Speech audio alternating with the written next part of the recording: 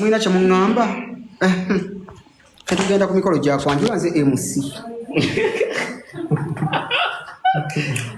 mukutya mukama amagezi mwe gasookera wano wabi bannange mulina engero ne bwe zitasa ne muziteekawo engero ne bwe zitasa ne muziteekawo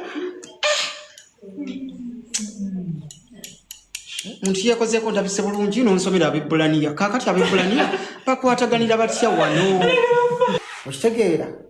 Look at how good nkulekawo ku stage mu biti bwe biyitirivu. Ono omwana yakola ku Anita Febiola, ono omwana yakola ku Spice Diana muwala wange namukuwaya, yakola ku baana bange bawala bange Bashira Gashumba, bonna yabakolako. Kati ate Sami Touch ono naye mulala video z'abayimbi abo nabe mulaba beba bakolako. I look good. Ani angamba nimba? Ani onangambye nti nimba? Matako waumbwa. Amunyala linga malala makadenze mbewunya oli mu kitanda kyo. Oba mweyo gye mulagirira abantu nga mubuuka emyala. Oli kunza ali wano nga bwengenda okusala nsibira mu akasha. Kale bannange mukutya mukama bange amagezi mwe gasookera ng'oli mulungi. Otegeera? Yes, face yange makeup akola ku Spice Diana n'abalala yankolako.